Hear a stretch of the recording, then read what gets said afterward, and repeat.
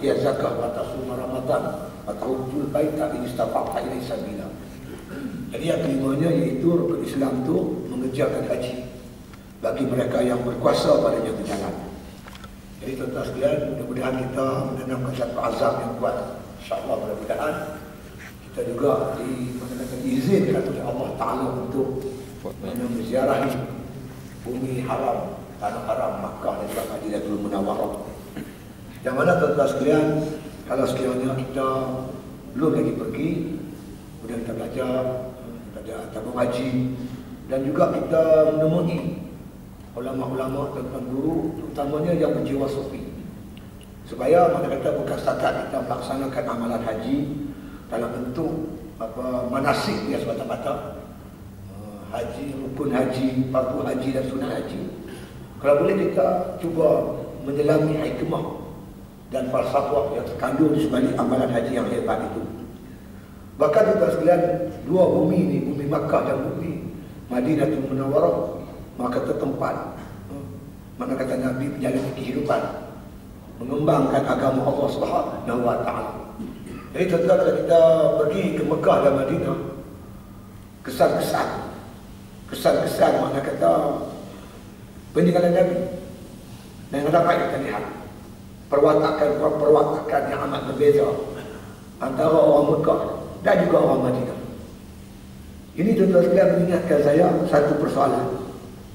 Kenapa agaknya tuan-tuan, orang Mekah ni dia tak boleh terima Islam yang dibawa oleh Nabi SAW. Tak boleh terima. Dalam masa 13 tahun Nabi berdakwah, Islam tak begitu mendapat sambutan berbanding dengan Madinah. Madinah tuan-tuan, sebelum Nabi hijrah, orang Madinah tak ada yang memeluk agama Islam. Dan mereka menanti-nanti kedatangan Nabi SAW. Nabi berhijrah daripada Makkah 1 Rabiul Awal. Baginda sampai tuan-tuan sekalian di Yathrib atau Madinah itu pada 12 Rabiul Awal. Oh, Madinah tunggu Nabi, begitu ramai sekali dengan laungan Tala'al Badru Alaina, begitu dan sebagainya. Mereka menasyid, menazam untuk menyambut kedatangan Nabi SAW. Tuan-tuan sekalian, ikut kajian yang dibuat oleh para alim ulama, sebelum Nabi berhijrah ke Madinah, berita kelahiran Nabi tentang Nabi dah sampai kepada orang Madinah. Berita itu dah sampai.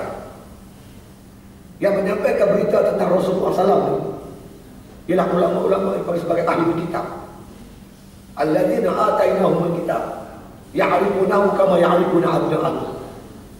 Orang-orang yang kami bagi kitab dan kami anugerahkan kitab, mereka kenal kamu Muhammad macam mereka kenal anak-anak mereka sendiri. Jadi sebelum Nabi dilahirkan lagi tuan, berita tentang Nabi tidak diketahui oleh umum masyarakat Madinah. Seperti juga yang digambarkan oleh Allah dalam Al-Quran. Wa idh qala Isa ibn Maryam ya bani Israil inni Rasulullah ilaikum musaddiqan lima bayna yadayya min at-Taurat wa mubasysyiran bi rasulin ya'ti min ba'di ismihi Ahmad.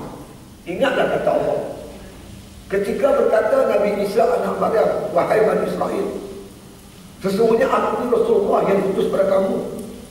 Aku datang membenarkan apa yang ada dengan kamu, ini kita Taurat. Dan aku datang membawa kabar gembira. Akan datang seorang Rasul selepas kamu. Rasul itu namanya Muhammad ataupun Ahmad. Jadi Nabi Isa cerita kepada Bani Israel tentang kerasulan Nabi Muhammad. Dan orang-orang, maka kata orang-orang Nasara, mereka membaca kitab Taurat dan Injil, mereka tahu berita tentang Muhammad. Bahkan mereka sebarkan berita kepada orang Muhammad. Jadi maknanya orang Madinah tahu lebih awal tentang kerasulan Nabi. Apabila mereka sampai ada berita kepada mereka, ada seorang lelaki yang mengaku dirinya Rasul. Mereka datang sendiri ke Mekah ketika mengerjakan haji. Kerja haji ini amalan lama orang sama sejak Nabi Ibrahim tadi. Kemudian bila mereka datang ke Mekah, mereka jumpa dengan Nabi, tengok rupa Nabi. Mereka tengok Nabi dengan mata kepala mereka sendiri. Apa yang digambarkan oleh ulama-ulama ahli kitab yang mereka baca dekat Taurat dan Injil itu bertepatan dengan apa yang ada pada tubuh badan Nabi. Mereka suka meluk agama Islam. Berduyun-duyun dalam Islam. Bila Nabi hijrah saja ke Madinah dalam masa yang cukup singkat, boleh kata ramai orang Madinah telah memeluk agama Allah Subhanahu Subhanahu wa ta'ala. Jadi kesimpulan boleh kita buat bahwasanya orang Madinah mudah terima Islam kerana di Madinah tu ramai ulama, ramai ahli kitab, ramai guru. Di Mekah dia tak ada guru, ulama tak ada. Jadi itu yang dihawa. Maka jadi iktibar daripada kita, tempat yang ramai ulama, banyak madrasah, banyak pondok-pondok, Islam berkembang begitu pesat sekali. Tempat yang penuh muka dan maksiat, tempat macam ini Islam tidak subur. Bumi Mekah bukan bumi yang subur Islam pada ketika itu. Jadi sebab itu kita tengok penentangan terhadap Rasulullah SAW berlaku hebat sekali. Saya pernah kasi dibawa melawat tempat Nabi mana kata basuh, tempat Nabi mana kata Nabi menyembunyikan diri jika dibunuh. Menung kita sejenak Allah. Kita tengok bukit itu. Mengikut taklimat yang saya dengar, bukit tu memang bukit tu penuh dengan binatang-binatang berbisa. Saya tak tahu mungkin 7-8 km, mungkin 10 km dari Mekah nak pergi ke bukit itu. Kata dalam riwayat tentang cerita dalam cerita sirah, Nabi mana kata keluar dari rumah itu dengan tidak berkasut. Mungkin berjalan berkasut tu mungkin takut bimbang, bunyi jalan didengar oleh musuh. Nabi jalan tidak berkasut, berdarah kaki Nabi. Bagaimana Nabi itu sampai? Dan saya betul sekali ketika berada di Mekah, saya tak jumpa semut. Semut saya tak jumpa. Saya cuba letak sekilo gula. Sebulan saya duduk jalan lebih, saya tengok semut pun tak ada. Saya tengah pasang orang yang di Mekah di batu-batu panas, macam siang cukup panas. Semut pun tak jalan dekat itu. Itu bumi kersak, bumi yang kering, yang tandus.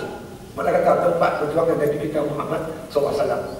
Kemudian kita tengok pula tuan-tuan sekalian, orang Mekah, para Arab Mekah ni, kasar-kasar kan. Kita tengok cara dia bawa kereta, Allah. Saya tuan-tuan sampai sekarang bila mana kata bila bunyi ambulans, saya ketawa sendiri. Dekat ambulans, wah. Saya dekat sini gelap. Bukan gelap apa. Duduk hotel ni, kita duduk di atas hotel di maktab. Kebetulan kata tingkap saya tu betul-betul menghalau lembu raya. Bila bunyi bising pon menjerit. Saya buka tingkap saya tengok. Rupanya tuan-tuan sekalian, ambulans bawa orang sakit. Dia nak pergi hospital. Pemandu sana tak bagi laluan. Dia nak menyerit dan bila tu dia mana ya. Dia menyerit lagi tak bagi laluan tu. Kita ni kalau tengah lah bunyi ambulans dia apa kata tengok belakang kita akan lari lagi. Dia tak ada dia tak tahu lah. Dia dulu masuk semua. Hanya kita parah tu. Masa kita nak pergi tanya, kita nak buat umrah. Tanya dia berapa rial. Dia kata 4 rial. Dekat tak sampai, dah jadi 10 rial. Kena cuara kita pun betul. Tentang tengok macam mana manusia yang keras, kasar. Nabi boleh bentuk jadi lembut. Nabi menghadapi mana. Sebab itu bila kita baca sejarah Nabi sujud tengah semayang, dia orang ambil mui untung. Cek kepala Nabi. Memang itulah sejarah dia. Bagaimana suka dan payah Rasulullah SAW. Saya kata masa pergi dulu 2008, saya antara penerbangan yang awal. Penerbangan awal ni, dia terus pergi Madinah. Duduk dalam 9 hari. Kemudian kita tolak ke Mekah. Semalam-malam tak boleh tidur. Saya tak boleh nak lelapkan mata saya. Kita bertolak lepas maghrib. Kita sampai sebelum subuh. Saya tanya driver tu, dia kata lebih kurang 400 km perjalanan. Saya bukan tak boleh tidur driver.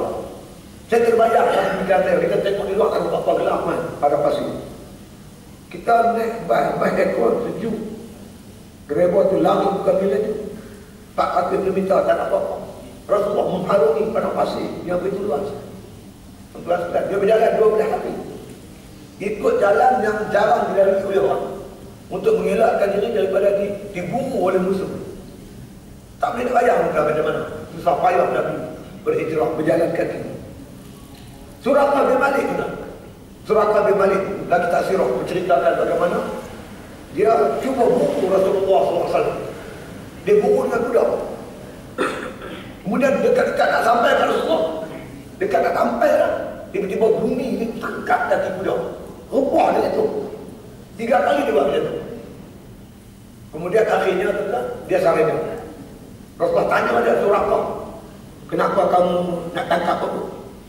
Kata Suraqah bin Malik, kami ditawarkan oleh Abu Jahal, Abu Lahab, tawaran 100 ekor unta. Dapat tangkap Muhammad hidup-hidup ataupun boleh tawar. Kalau mati sekalipun ataupun hidup 100 ekor unta. Suraqah bin Malik, tuan-tuan sekalian, Nabi kata kat Suraqah, nak aku tawarkan kamu satu hadiah yang lebih hebat daripada itu, iaitu gelang emas besaran Raja Parsi. Ketika Nabi dibunuh oleh Suraqah bin Malik, Nabi mampu meyakinkan Suraqah bin Malik, satu hari nanti aku nak bagi kat kamu gelang emas Raja Parsi. Raja Parsi setelah ketika itu, Parsi ini dia merupakan kuasa dunia yang kedua selepas Rom. Dan kami rahsia alam. Dulu nombor 1 Rom, yang keduanya Parsi, kuasa besar dunia. Pasal itu, jadi Nabi mampu meyakinkan Suraqah bin Malik akan datang masanya Islam meruntuhkan kuasa dunia yang kedua ini. Tak lama lepas itu, tuan-tuan, Suraqah bin Malik masuk dalam Islam. Di zaman tuan-tuan Sayyidina Abu Bakar radhiyallahu anhu, zaman itu umat Islam cuba bersungguh-sungguh untuk menumbangkan kerajaan Parsi.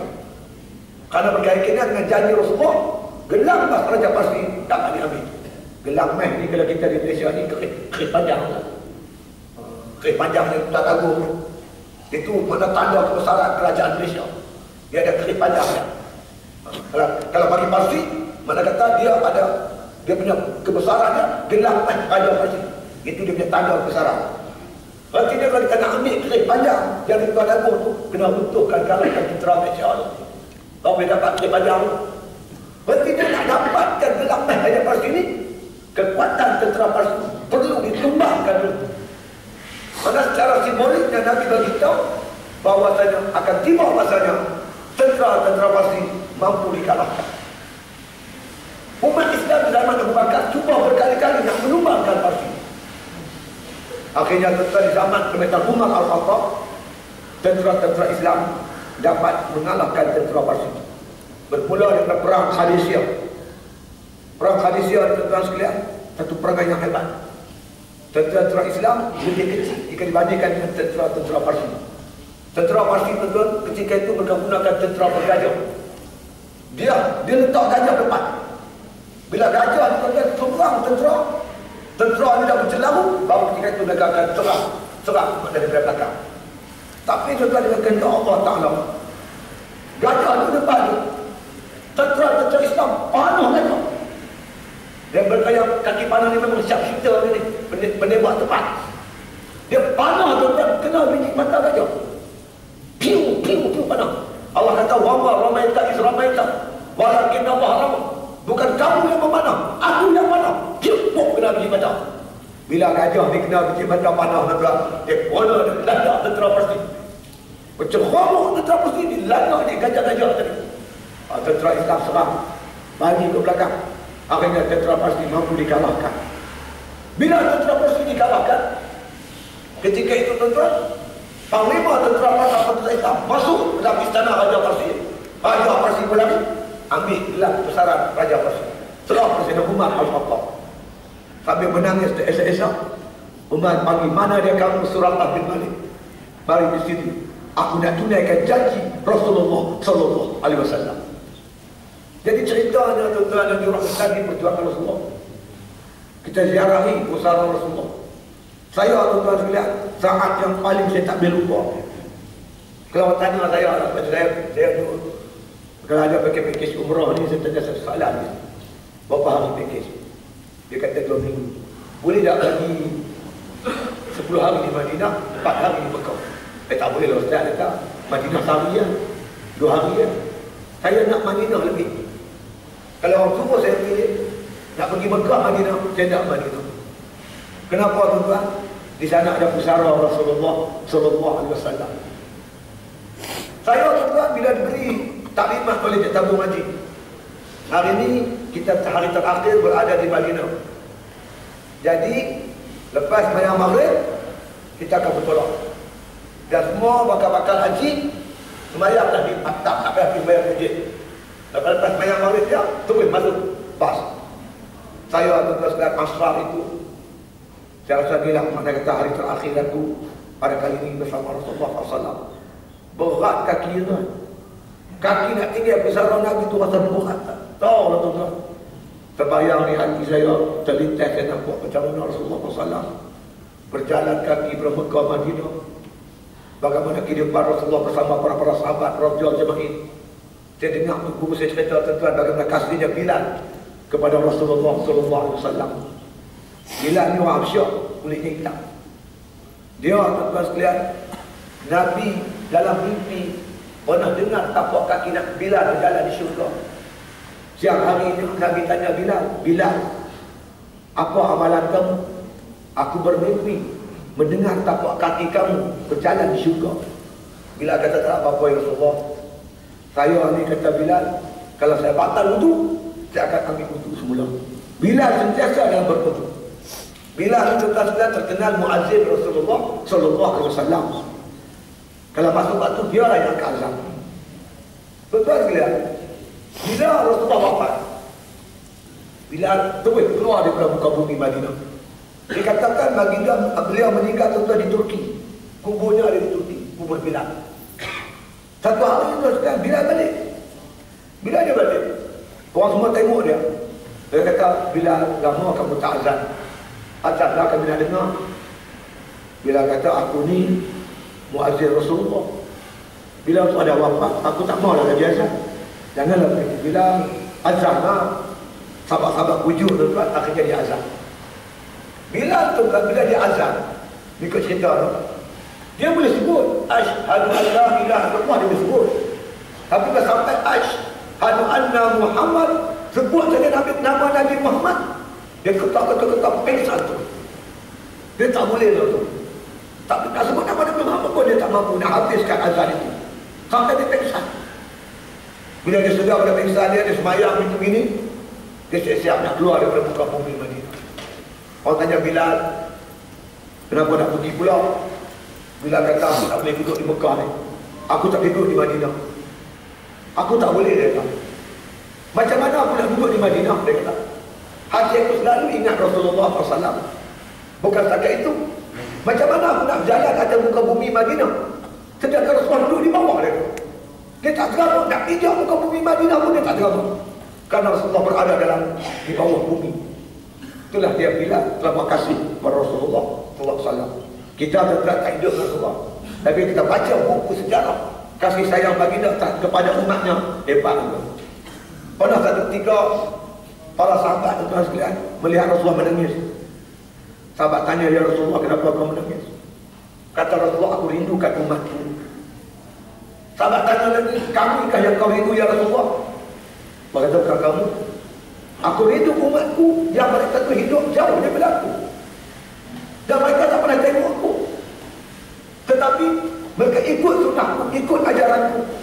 Umat ni aku sayang. Mudah-mudahan kita menjadi tuan sekalian umat yang dikasihi oleh Rasulullah SAW. Ada antara sahabat yang sebut hari ini tuan, dia tak pernah jumpa Rasulullah, tapi dia hidup di zaman Rasulullah. Tapi jiwanya terlalu rindu dan kasih kepada Rasulullah SAW. Sahabat ini namanya Umis Al-Qarni radhiyallahu anhu. Dia beriman dengan Rasulullah. Dia masuk Islam zaman Rasulullah hidup, tapi dia tak pernah jumpa Rasulullah SAW. Dia duduk di Yaman. Dia tugaskan kerjanya gembala kambing. Dia bela kambing. Dia orang yang baik, orang yang zuhud. Dapat upah bela kambing, dia bagi untuk belanja ibunya yang dah tua, yang uzur. Baki-baki, dia sedekah pada jiran-jirannya. Itu kerja dia. Dia ni kuat amalan, puasa kuat. Orangnya pun zuhud. Tapi tuan-tuan sekalian, dia tanpa rindu nak tengok Rasulullah. Nak pengen sangat nak jumpa dan nak tengok Rasulullah. Tapi yang menghalang dia untuk pergi ke sana, kerana tuan-tuan sekalian, maknya tua uzur. Dia tak sanggup nak tinggalkan ibunya yang tua dan uzuran itu. Dia seorang anak tunggal. Tapi tuan-tuan, bila sampai satu ketika, dia punya perasaan itu terlampau dah mendesak sangat. Dia minta izin mak dia. Mak, izinkan saya nak pergi ke Mekah, nak pergi ke Madinah, nak berjumpa Rasulullah SAW. Amat rindu. Mak dia kata pergilah. Mak dia izin. Kemudian ada yang simpan sikit-sikit. Dia bagi pada jiran-jiran dia, tolong tengok kampung saya, makan minum dia. Saya akan pergi ke Madinah nak jumpa Rasulullah. Saya akan balik sekarang. Maka dia pun bergerak tuan-tuan. Dia berjalan kaki daripada Yaman, jalan kaki ke Madinah. Katanya melebihi 400 km.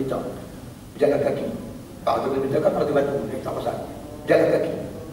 Sampai di Madinah tuan-tuan. Dia terus pergi ke rumah Rasulullah SAW dan jumpa Rasulullah.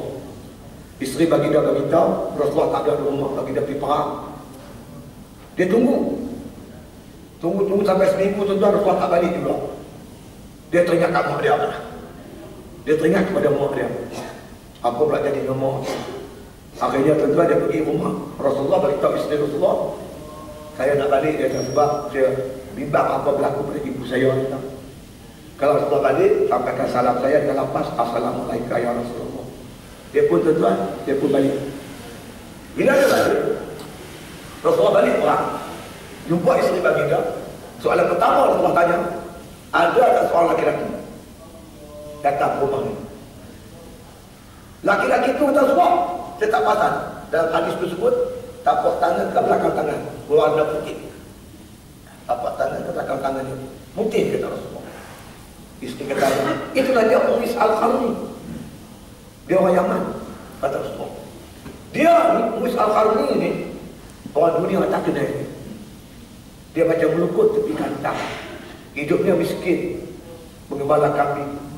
Dia macam melukut tepi kandang. Dia ada pun, tak ada majlis tu beriak. Ataupun dia tak ada pun, tidak berkurangan apa-apa. Dia orang biasa. Tetapi kata Rasulullah, penduduk di langit, malaikat langit, semua kena Uwais Al-Qarni. Dia angkat saja tangan ke langit, dia angkat saja tangan menadak, berdoa, serta-merta Allah makbulkan doanya. Maka Rasulullah kata, kamu Umar dan juga Ali. Kebetulan masa itu, Umar dan Ali ada situ. Kamu cari Uwais Al-Qarni. Kamu jumpa Uwais Al-Qarni, kamu minta dia berdoa untuk kamu. Nescaya doanya dimakbulkan oleh Allah Subhanahu wa ta'ala. Bila Rasulullah wafat tuan-tuan, setiap kali kabilah daripada zaman datang, maka Ali dan Umar tidak akan meninggalkan peluang untuk cari Uwais Al-Qarni. Satu kemah dicek. Tak ada. Zaman Umar, bagi pula zaman perintah Umar, ada satu ketika satu kabilah dari zaman datang. Bila Umar dengan Ali pergi, dia orang kata ada. Kebetulan hari itu ada Uwais Al-Qarni datang. Uwais Al-Qarni ceritalah sebenarnya dia tadi datang ke Madinah kerana mak dia sakit uzur. Baru ni mak dia meninggal. Lepas tu yang dia datang ke Madinah. Jadi maka mereka bersebutlah apa disebut oleh Rasulullah SAW, minta Uwais Al-Qarni berdoa untuk mereka berdoa. Jadi saya nak sebut tentang kasih sayang Uwais Al-Qarni kepada Rasulullah SAW. Mudah-mudahan kita pun termasuk golongan yang macam itu.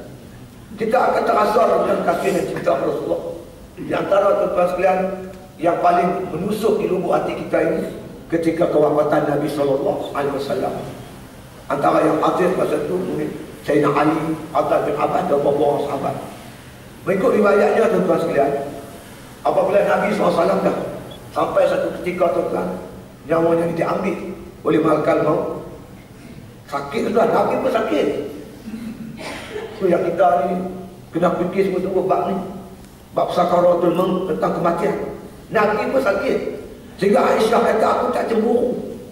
Kalau ada orang kata, ada orang mati tak sakit, aku tak cemburu. Kalau aku tengok sendiri, Rasulullah pun sakit menghadapi kematian. Bila nyawa tuan-tuan, roh dicabut, dikeluarkan, katanya daripada bola daripada kaki. Terlalu sakit, Nabi tak tahan. Sampailah bila nyawa tu sampai ke dada, ke perut, Nabi kata, tunggu sebentar, Nabi kata. Hingga Nabi sebut tuan-tuan sekalian kepada Jibril, wahai Jibril, dia kata, kalau aku tahu macam ni rasa sakit nak mati, aku tentu aku akan berdoa dulu pada Allah Ta'ala, biarlah sakit-sakit nak mati umat aku ni, aku seorang yang tangguh. Sampai peringkat tuan-tuan sekalian, bila nyawa Nabi sampai farfarah, Sayyidina Ali karamallahu wajhah, dia nak dengar apa pesanan terakhir Rasulullah SAW. Dia letakkan telinga dia ke dada Rasulullah. Dalam terputih-putih, Nabi sebut dua perkara. Yang pertama Nabi sebut solat. Jaga semayang. Kalau semayang kita tak jaga, tuan-tuan, siapa tak boleh tolong kita?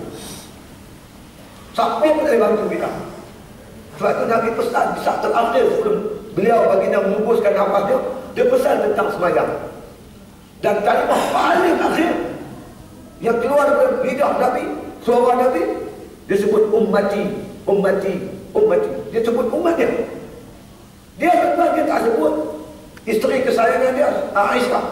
Dia tak sebut anaknya Fatimah yang paling dia sayang. Tapi dia sebut kita ni umatnya. Tentang tengok kita Mastikah hadis. Dan sekalian dalam bab beriman kepada Rasulullah SAW. Ada diceritakan tentang dalam hadis itu Nabi menunggu di tepi telaga baginda yang dinamakan telaga Al-Kausar. Dia tunggu dengan tangan dia memegang cebok untuk mencedok air telaga itu nak bagi umat yang minum. Tiba-tiba kata Nabi cerita kepada Aisyah, tiba-tiba letak atas gerombolan umatku nak menghampiri telaga itu, tapi disekat oleh para malaikat. Nabi meraih, ya Allah, mereka umatku. Kenapa kamu sekat mereka daripada mendekati telaga-Mu?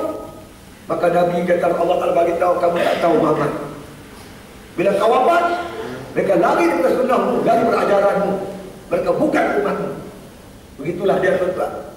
Bukan setakat di dunia ni Nabi sayang, bahkan di akhirat besok Nabi menanti-nanti kedatangan kita untuk mensyufaatkan kita. Marilah kita memperbanyakkan selawat kepada baginda SAW, ikut sunnah baginda, ikut ajaran baginda. InsyaAllah mudah-mudahan kita akan bersama-sama dengan Rasulullah SAW besok tuan-tuan di akhirat insyaAllah. Jadi pesanan saya bab haji ni, saya tuan-tuan sekalian, bab haji ni saya cuma mengaji dalam kitab-kitab ketika duduk di pondok.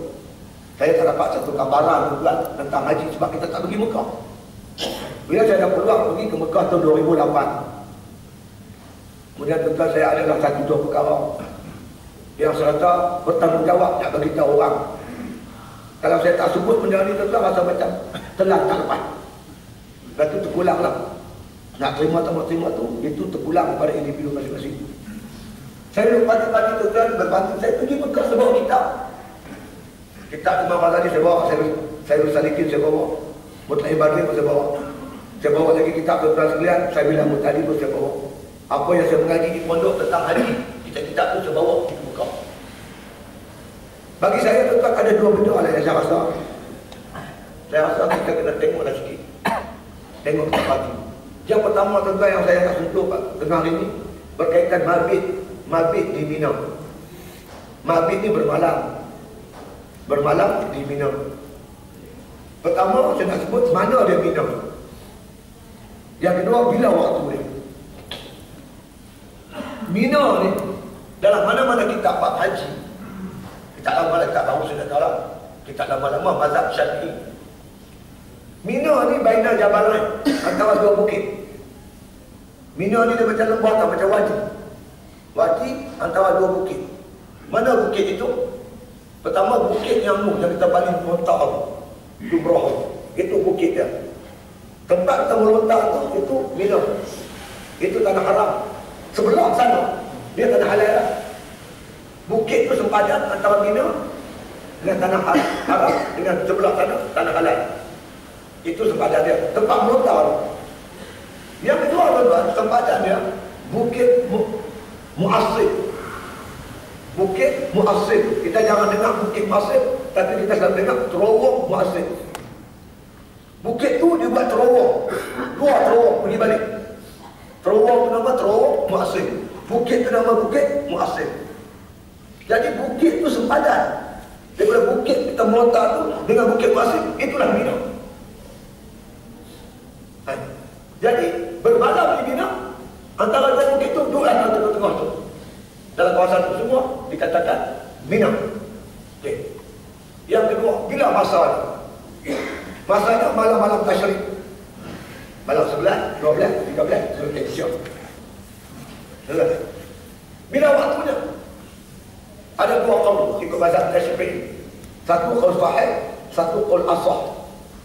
Qaul sahih kata kita pergi sembahyang subuh